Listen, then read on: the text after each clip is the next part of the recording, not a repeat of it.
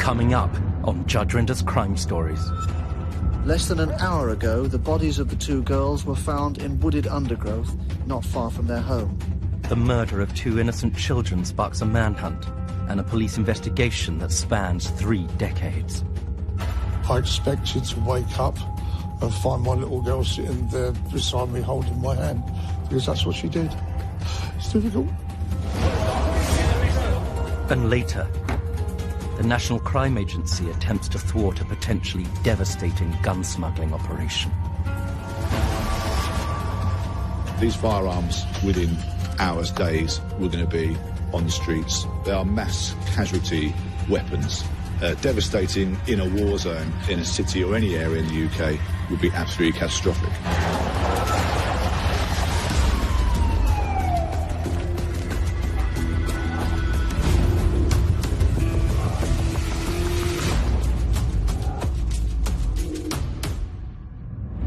The murder of 2 9-year-old girls on the outskirts of Brighton in 1986 shocked the country.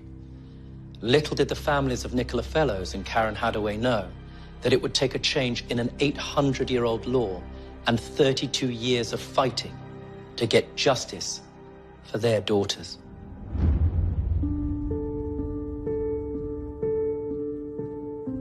It's a wonderful feeling, standing there and seeing your baby come into the world. I loved it a bit. Nicola Fellows was born to parents Susan and Barry in 1977. She was gorgeous. Well, a mother would say that, wouldn't they, really? Yeah, she was, well, she was my rock. Born just a couple of months apart, her best friend, Karen Hadaway. They were inseparable. They were joined at the hip, you know, and no one else was allowed in their little gang. That was it. Karen and Nicola, together. The two live with their families in the Moulsecoomb estate in Brighton. On the 9th of October 1986, the girls had been to school. She came in, she changed her clothes, and then she went out. She said, I'm going across the road. Content the girls were fine, Susan left them playing. Sometime later, Karen's mum Michelle turned up in panic at the house. Michelle came along about 5 o'clock and asked me if I'd seen Karen. I said, yeah, that she was over the road talking to Nicola. She said, oh, she should have been in having her dinner. I thought, oh, my God. And that's when we found out they were missing over the park, through the streets, asking people if they'd seen the 2 girls. Nobody's seen them. And some boy who lives along the road from us said they seen Karen in a tree over the park, but he didn't see Nikki. So we rushed over there and that, calling. By this time, Barry had arrived home from work. Initially, he wasn't concerned. I said, oh, they'll be home in a minute. EastEnders and Top of the Pops is on. They're bound to be here. You know, they'll be here soon. But no, it didn't happen, did it? And a phone call was made to the police. I had a massive fit, so I had to go to bed. Barry suffers from epilepsy, and so his fit meant he had to leave the search to Susan and Michelle. The police and neighbours joined the hunt for the girls, which went on right through the night. We'd gone in a car to look all the way around Wild Park, but she don't like the dark. That's what made me think, why is she out there in the dark? Because she didn't like the dark at all. I expected to wake up and find my little girl sitting there beside me holding my hand, because that's what she did. She was my little nursemaid. It's difficult. Then morning came, and then, thank God, something awful's happened. Barry's brothers, Nigel and Kevin, had travelled up from London to join the search. You've got police all over the place, you've got people wandering around, everything. We ended up in the police box at Lewis Road, police control box. About 4 o'clock, there's a whole lot of activity happening outside the police box. About 15 minutes later, he's come back in again with another 2 police officers. And he's all dealing with The body of two little girls have been found in Wild Park. Police in Sussex this evening launched a murder hunt after the bodies of two... Less than an hour ago, the bodies of the two girls were found in wooded undergrowth, not far from their home.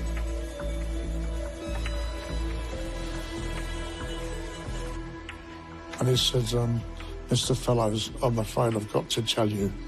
Now, I didn't even let him finish. I knew what he was going to say.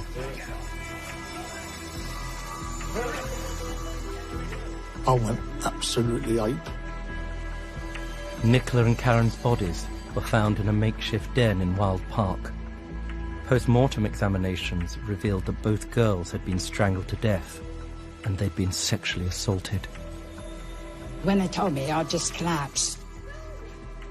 It's the worst time of my life. I mean, carrying her for 9 months and 9 years, she's gone. No mother should go through that. I will never hear her voice again. And that's the hardest. I had to go down and identify her. Walked into this room, and there she was, lying there. And I said, can I give her pocket money? I said, yes. You can't touch her, though. So I managed to put 50p in her hand. And that was it. Wasn't even like a kiss of goodbye. News of the murders sent shockwaves through Britain. Sunday People journalist Ted Hines covered the story. The fact that they were little girls, 9-year-olds. And that's what shook the people on the estate to the core. There was fear and anger. Fear because at that stage the killer had not been found, and anger at the way these two little girls had been murdered. I was angry. Who's done this? Someone's done this to my little girl and her friend. The press dubbed the case Babes in the Wood. Ted Hines remembers seeing the crime scene photos. And these two little bundles, that's really what they were. It was as though they were small puppets whose strings had been cut. They had dirt on their faces and legs and arms. It was horrible, it was grotesque. I'll never forget it. On the 31st of October 1986, police made an arrest. 20-year-old local roofer Russell Bishop. Bishop was known to Nicola's family. Yeah, he was one of the lads, you know, acquaintance type, you know. He wasn't a fully fledged friend. And I thought, no way. He knew Nicola and the fellow's family. This was someone that they knew and trusted. I think they'd have trusted him, to be honest, and done anything he said. He's obviously told them a cock and bull story. Come up with some baby foxes, whatever up here, bunny rabbits, you know. Took him up there and done the foul deed, didn't he? Officers had seen Bishop and his dog in Wild Park in the aftermath of the two girls being found, and they noted his odd behaviour. No one could back up his movements around the time of the murder, and on top of that, he had a criminal record for burglary in 1984. He had a pregnant partner, but was also in a relationship with a 16-year-old girl. Could this be the man they were looking for? Police released Bishop on bail whilst they carried out further inquiries. He made a surprising move. Bishop knocked on my door. And his actual words to me were, not, are you okay? I didn't top the girls. I didn't top the girls, I didn't kill them. That's not what I'd say to a grieving parent. You know, I'd say, are you okay? I did tell him to keep away. I didn't want him near my door, ever again. A key piece of police evidence emerged from searches close to Moulsecoomb railway station. A blue Pinto sweatshirt with blood staining. Could this lead the police to the killer? On the 3rd of December, Russell Bishop was charged with the 2 murders. Key to the prosecution case was linking Bishop to the Pinto sweatshirt. On the same day as he was in the magistrate's court to be committed to the Crown Court, we buried our children. As on exactly the same day. And we came home, he had not been granted bail, and he'd been committed to the Crown Court.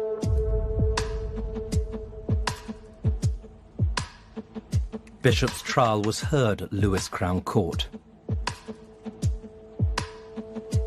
The prosecution case seemed very strong, and everything I'd been told by police contacts was that this, if not an open and shut case, they were very confident.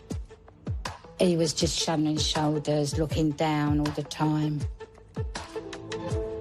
The police thought that they had sort of cast iron evidence because when they had taken the sweatshirt to Bishop's home, his common-law wife immediately said words to the effect, "Oh, I see you've got Russell's sweatshirt." She actually signed a docket that identified it as his. But by the time it came to the trial, that changed, and she claimed that she had only identified the T-shirt as Russell's because she wanted to get the police out of the house. And that turned the case.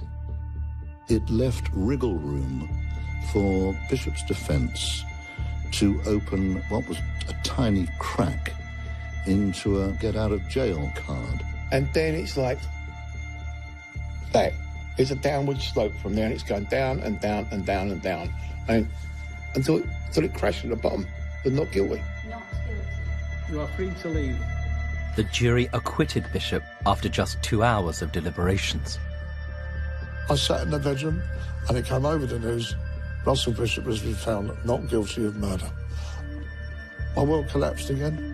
No one could believe it. And he knew damn well he did do it, you know what I mean? He'd done it, and he knew he'd done it, but he denied it all the way. Not guilty, lads! Yeah! He shouted his innocence from the rooftops and could claim quite legitimately, you know, I've been found not guilty. That's the end of it. Because at that stage, in 1987, the double jeopardy laws, you could not be tried again for the same offence.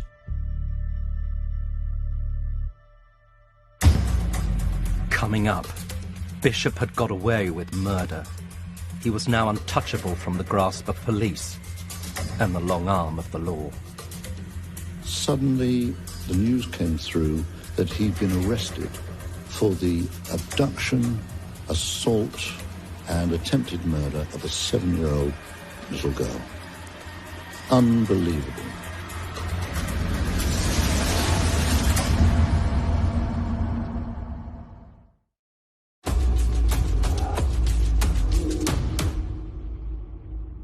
Nicola Fellows and Karen Hadaway were murdered on Thursday, the 9th of October, 1986.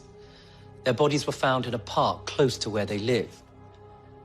Russell Bishop was charged with their murder, but walked free after the prosecution failed to convince a jury that he was guilty of the girl's murder. Having been acquitted by a jury, Bishop could not be prosecuted.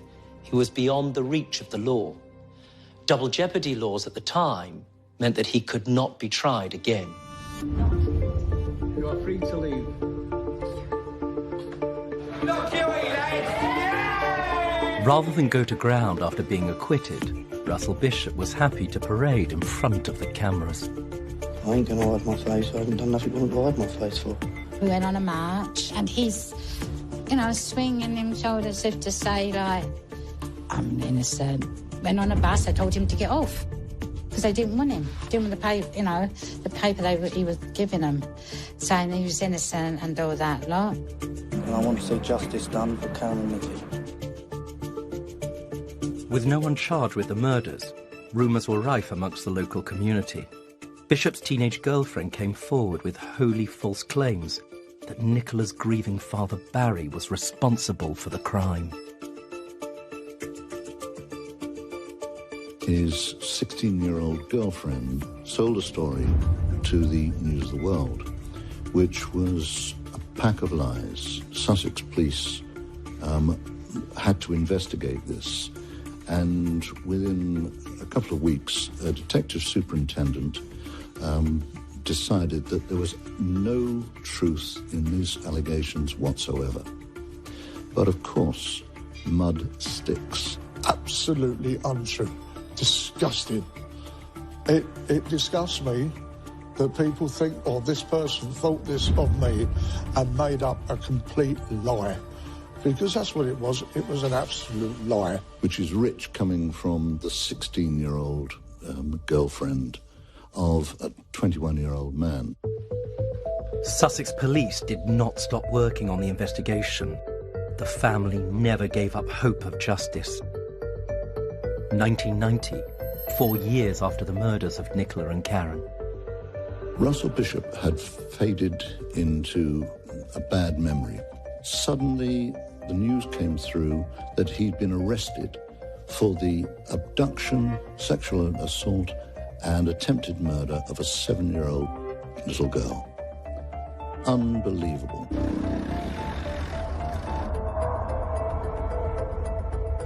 The 7-year-old was snatched as she was roller skating towards her home on the Whitehawk estate in Brighton. She was bundled into the boot of a car and driven 14 miles to the Devil's Dyke beauty spot. There, it's alleged she was strangled until she was unconscious, stripped naked and then sexually assaulted. She was finally thrown into thick gorse bushes and left for dead. The little girl, who had survived against all the odds, had identified him, picked him out at an identity parade. Dr. Ian West, a senior pathologist, told the court that in his opinion, a stranglehold called the sleeper's grip was used on the 7-year-old victim, and she's extremely lucky to be alive. He just got away with murder. And he went and done the self-same thing to another little girl. Evil, evil to the core. Horrible man. We knew he was going to do it. We knew full well he was going to do that again, that he's a predator paedophile. Determined to get their man this time, police utilised developments in DNA technology. In the Bishop case, fluids found on the little girl's clothing matched his own with a certainty of 80 million to 1. 4 years on from the murders of Nicola and Karen, Russell Bishop was on the stand again. He pleaded not guilty to abducting, strangling and sexually assaulting the 7-year-old girl. DNA evidence would prove otherwise. The jury walked in, as they give the verdict to the court. We find him guilty. They knew he was guilty, and they knew he was guilty of Nicky and Karen's. It's that simple.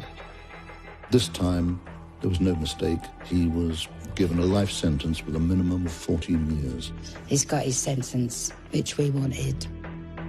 The girl's family were now in limbo. They wanted Bishop to face justice for what they believed he'd done to their girls. But they knew he couldn't be tried again because he was protected by double jeopardy laws.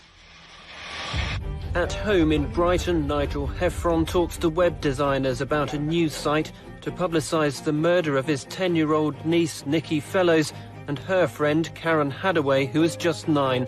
The family turned investigators, alongside journalist Ted Hines, starting with a key piece of evidence from the first trial, the Pinto sweatshirt. Could they find proof that it was Bishop's? Amazingly, it took us only a fortnight to discover that the sweatshirt had in fact been purchased by the father of his common-law wife. When we arrived at his house, he said, I gave it to my daughter as a present for Russell. We named him as the killer. Russell Bishop, you're the killer of these 2 little girls. Sue us if you dare. No one from Bishop's team tried to challenge it. Spoke volumes. The families had continued to liaise with Sussex Police, who had never stopped actively investigating the case. Nigel and his brothers continued the fight, and their fight was specifically aimed at changing the 800-year-old double jeopardy law. We had no idea what double jeopardy was. It's written in the Magna Carta. Under English law, you cannot be tried twice for the same offence. Right, who changed law? MPs. There's only 650 of them, so we went and talked to them. We had to get them slowly to agree to it. Even down to put one MP to them and said, well, you stand more chance of walking on the moon. As Nigel was trying to persuade MPs, an inquiry into the 1993 murder of Stephen Lawrence had recommended a change to the double jeopardy law, suggesting a retrial should be able to happen if new and viable evidence was available. Currently, no one can be tried twice for the same offence, but today the House of Lords debated the government's plan to scrap that law if there's new evidence. As part of the new Criminal Justice Act 2003, double jeopardy laws were changed. The new law was brought into force in 2005. It was not a complete change. You still have to have compelling and new evidence. Those are the two words, compelling and new. Sussex Police have confirmed they are re-examining the murders, and they say that evidence gathered at the time is being subjected to the latest forensic tests. Would Sussex Police be able to find compelling and new evidence by using new forensic techniques on the old samples from 1986?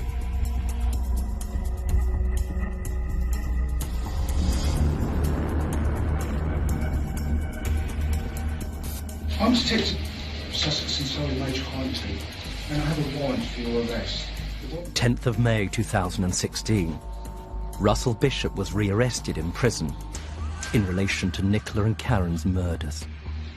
The grounds for arresting you are that there is fresh evidence linking you to the murders of both Nicola Fellows and Karen Hadaway, and it is necessary to interview you and take forensic samples from you.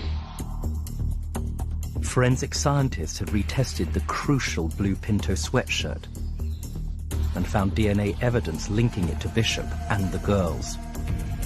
Also, a previously unexamined skin flake sample taken from Karen's forearm in 1986 uncovered a 1 in a billion DNA match to Bishop. He had no idea how crucial his answers under police interview would turn out to be. Okay, right now, where your position stands on touching Karen's forearm? I didn't touch no one, so I'm innocent, and as I said, I've got no claim to make.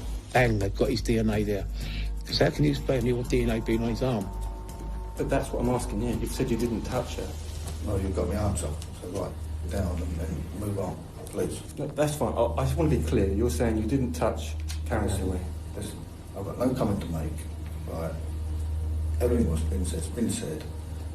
I've got nothing else to add. Please, just ask your questions, let me answer it, whether it be no comment, whatever, and move on. This new arrest gave police the opportunity to take a new DNA sample from Bishop. The last sample taken from him was after the abduction in 1990. Hiya. And both came back with the result, it's Russell Bishop's beyond doubt. The CPS then agreed, yes, we can bring a prosecution, but they had to go through the High Court, and 3 High Court judges agreed, and that was how Russell Bishop ended up at the Old Bailey for a retrial, and the rest is history. Now 52, Bishop still painted himself as the victim and continued to maintain his innocence. It's the first time I've seen Bishop was on that thing, and Jesus, I would have walked past him. I did not recognise him. This was a beefed-up con. After all, he'd been in jail for 26 years. The only time he showed emotion was when he was being cross-examined. And amazingly, he admitted to, for the first time, to having abducted and attacked this little girl. What is it, that little child? Yeah. And that little child has gone through a life because of that. Prosecuting QC was inspiring. He was methodical, cool, calm, and he laid it out in a almost forensic way. And I thought, this time you're going down. He would not answer any questions about any 1980s. Afraid of putting his foot in his mouth and getting it wrong. The QC was demolishing him, and he lost it. He refused to return to the dock. I could see the jury, as far as they were concerned, that was the critical moment. That was when he lost it. His case died. His defence died there and then. When the jury was sent out, you feel you start building up inside yourself. It's not guilty. They're coming back in again, they're going to find him not guilty. I heard the word guilty. I just collapsed in a heap. I had to go outside. I was in absolute pieces. I just cried and cried and cried and cried. When they said guilty twice, that was it. The whole court erupted with like cries and screaming and all that lot. When the jury came down the stairs and that we clapped and said thank you, 32 years. We got him. It's like a bottle of champagne. You keep pushing the court and suddenly pop it goes, and that's how it felt, and it just shoots out, and that's how it felt with us at the moment in time. The pressure had gone, we'd done it. Bishop was sentenced to life imprisonment. He must serve a minimum of 36 years. He will be 88 years old at the earliest point he could be released, in 2054. Both Nicola and Karen's families have said that time has stood still for them since 1986, that their girls will always be 9 years old and will never grow up. It's so hard. You think that your children are there forever, they've gone before you, you know. I just wish she was here. They were two innocent, beautiful children, and they should not be where they are now. I love you, Nikki. I love you, Karen. Rest in peace.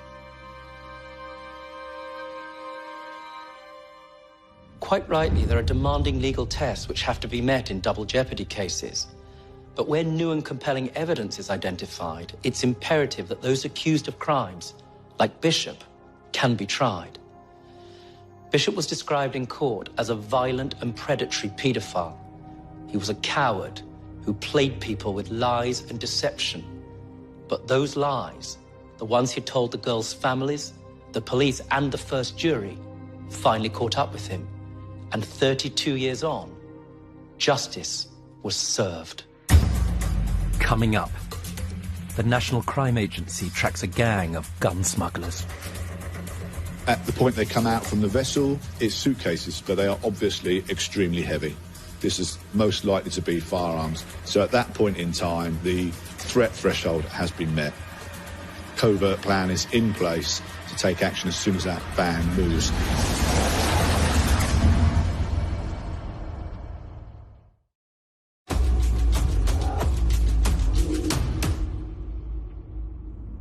The National Crime Agency are at the forefront of the UK's efforts to seize and remove illegal firearms from the criminal underworld. Working relentlessly, they tackle serious organised crime groups as they attempt to smuggle unlawful guns into the UK, often from Central and Eastern Europe. This is the case of Operation 70. My name's Chris Farrament. I'm a Deputy Director for Investigations within the National Crime Agency. Firearms are sought by criminal groups either to threaten people as a status symbol or to actually cause damage to other groups or to other individuals. They cause a great deal of harm and they have the potential to really cause chaos on the streets. In March 2015, the NCA received intelligence based around a particular individual, 26-year-old Harry Schilling. Paul Morris from the NCA Special Operations Unit was part of the team picking up the detail. So the initial indications from Kent was that Harry Schilling was now taking the lead in a criminal enterprise that was thought to be a smuggling enterprise to happen over the coming weeks and months. And that was the point at which we started building up the intelligence picture around this particular group. And then we can start deploying things like surveillance teams to build up a more detailed day-to-day picture of what the group's doing, understand their vehicles, understand their contacts, understand their day-to-day patterns. The evidence that emerged led the NCA to believe that this gang were dangerous and that their intent to bring firearms into the UK was very real. It's very rare that we manage to get a complete intelligence picture. In fact, it's almost unheard of. And there's usually some big gaping holes, and we try to fill those with other means. The UK has strict gun laws. That isn't the case in many parts of Europe, where weapons can be sourced, converted ready to fire, and trafficked. There is a profit to be made from buying at source in near Europe or Eastern Europe, increasing your investment tenfold in the UK. A handgun could actually reach up to £2,500. If this shipment was imminent, the NCA needed to be one step ahead of the group.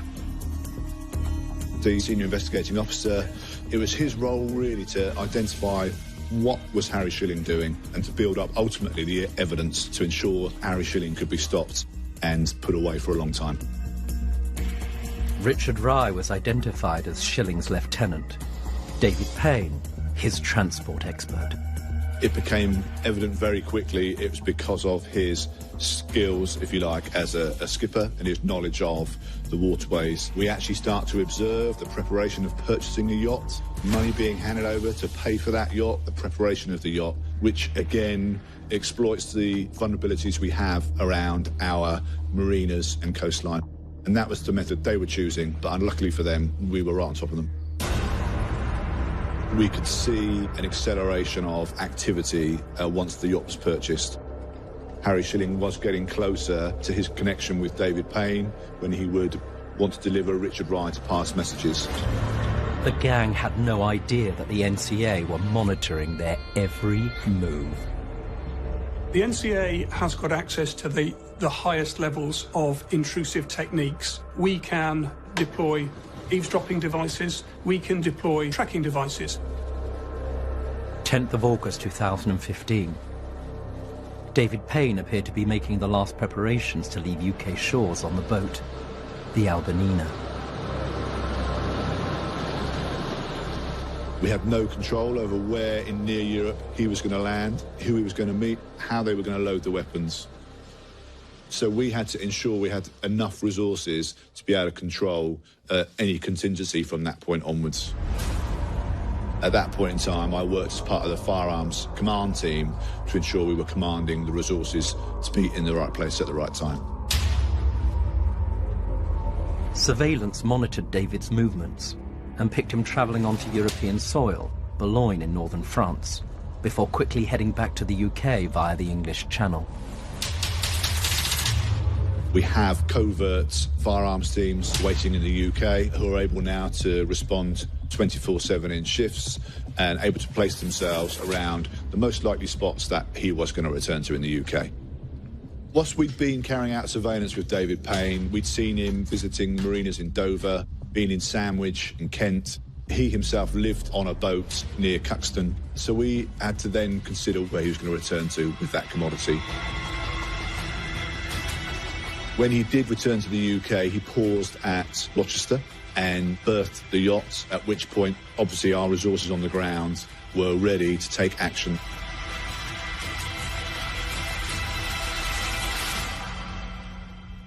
It was unexpected. Why would Payne have left the boat here, unattended with the weapons on board? From a criminal's point of view, perhaps he's testing to see if there's any interest in the yacht.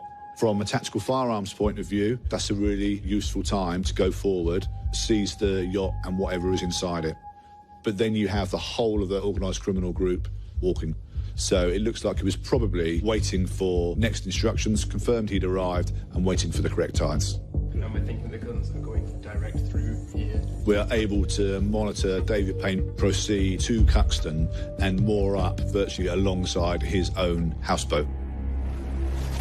Firearms operations are always more challenging than more conventional jobs because there is the additional risk posed by the firearm. There is quite a lot of consideration around the best time to catch the group unawares and make it the safest possible environment, first of all for the public, but secondly for our officers. Stand by. It's very cat and mouse, and probably talking about 4 covert teams, armed teams, officers who can then take direct action quickly and safely. And so we were able to hold our position and see what played out. The NCA were in position and ready to strike. After tracking the gang for months, they were within arm's reach. Arrests now looked imminent, but there was no sign of gang leader Harry Schilling, and the NCA still could not be certain that there were firearms in the boat. Operation 70 was about to step up a gear. Coming up. The threat threshold has been met, and we're ready to take decisive action.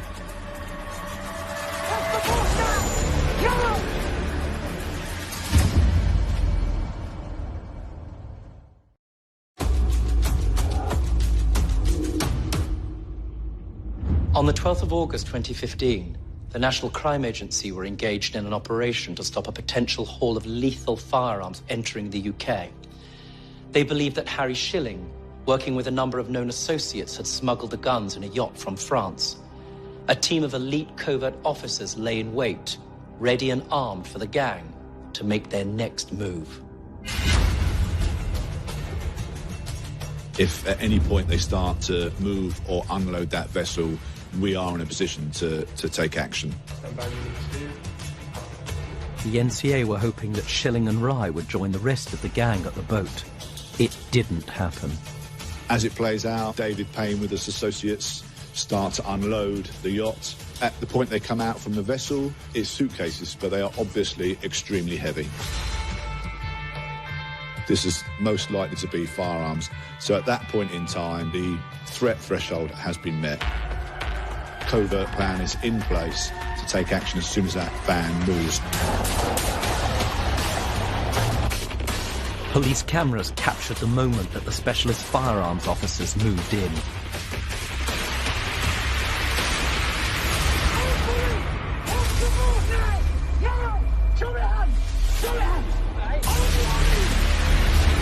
Christopher Owen was arrested. Hands on the back of your head! Do not move!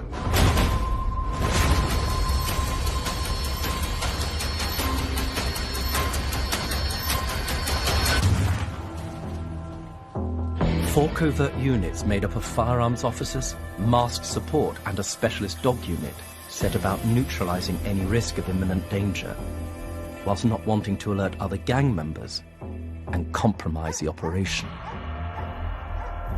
Decisive action was then taken on David Payne, whose van was stopped and he was arrested.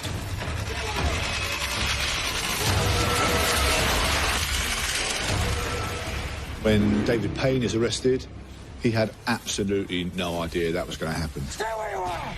Payne secured. Now it was imperative to track down Schilling and Rye. Do not move! Automatic number plate recognition and eyes on the ground identified their whereabouts. We were able to redeploy covert armed resources to go and lock on to Harry Schilling. If we arrest him today, it's very likely we'll recover some evidence from his phones. Word was coming through about the volume of weapons seized from the shipment found in the van. What was found were 22 reconverted AK-47 type weapons, which is effectively an assault rifle, which is capable of doing a lot of damage, plus 1,000 rounds. The really serious shootings you see around the world, you will see AK-47 type weapons the whole time. They're not easily concealed. They are there really not just to threaten people, but to do damage. And then some smaller Scorpion automatic weapons. They are effectively a mini submachine gun, easily concealed, big magazine, and you can just spray bullets out of it. So there were 9 of those as well, capable of doing a lot of damage. The size and the importance of this seizure was known at that point, which then adds to the importance of getting the arrest of Harry Schilling correct. We were able to locate Harry Shilling at a DIY store, home base in Orpington. CCTV footage shows the gang in home base, buying what the NCA believe was a burial kit to hide the weapons. The guns are in the UK shore. We're going to bury them. We are done and dusted.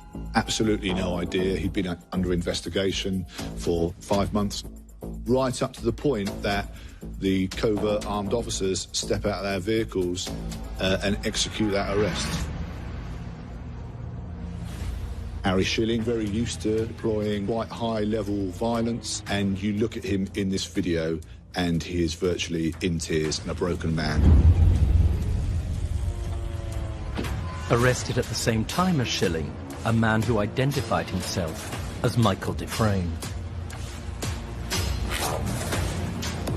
We clearly now know that Michael Dufresne was that pathfinder in Europe, and we can be confident about that post-arrest from looking at the handsets that we were seized at all those scenes and at home addresses. Richard Rye had managed to escape arrest. The team were able to identify Richard Rye within McDonald's, very close by.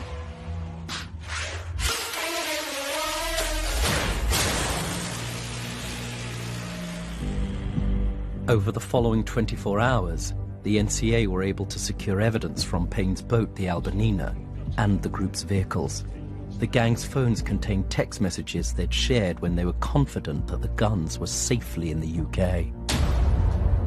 The messaging shows disregard for the threat he was bringing to the UK with his firearms, celebrating having them on UK mainland, contacting associates and agreeing to sell them and move them on. The firearms were traced to have come from Slovakia. Some were deactivated weapons that had been ex-military stock. These firearms, within hours, days, were going to be on the streets being used to enforce organised crime. The Scorpion machine pistols and the CZs that were seized, you know, these are designed for war. They are mass casualty weapons, devastating in a war zone, in the hands of a criminal in a city or any area in the UK would be absolutely catastrophic. The trial of the gang took place at the Old Bailey. Harry Shilling and Michael Dufresne remained with not guilty pleas. Their strategy with their defence team was really to distance themselves from those handsets in that car, and even from Shilling's point, trying to lay the blame on Richard Rye as the coordinator. In the courtroom, all the key individuals were together in the dock, and Harry Shilling's attitude was, come and get me if you can. Didn't seem to be overfussed about being in the courtroom. We had a number of experts to ensure that the jury and the judge recognised the danger that was caused around these firearms coming into the illicit marketplace. Shilling was found guilty of conspiring to import and sell firearms in the UK and conspiracy to possess firearms with intent to endanger life. He was sentenced to 30 years with an extended licence period of 5 years. Dufresne was jailed for 27 years with an extended licence period of 5 years. Payne and Rye had both pled guilty to conspiring to import and sell firearms into the UK and conspiracy to possess firearms with intent to endanger life. Payne was given 14 years and 6 months, whilst Rye received 14 years and 3 months, both with an extended licence period of 5 years. Owen was given a 5-year and 4-month sentence. They were lengthy sentences. This was a very clear attempt to bring in utterly lethal weapons to the streets of the United Kingdom to sell them on for lethal purposes. People would have died as a result of these weapons. Every one of those knew what they were doing and presented a real danger to the UK. It's really important to bring home the message that if you think you're going to do it, the NCA and partners are behind you. If you're in court, the judiciary are really going to punish you. The NCA continues to work with their partners overseas to stop weapons moving between countries. The UK Home Office has worked with partners in Europe to close down those loopholes, and Slovakia have responded really positively. They've changed how individuals in their country can access weapons. This is the largest mainland seizure of firearms in the UK. On your knees!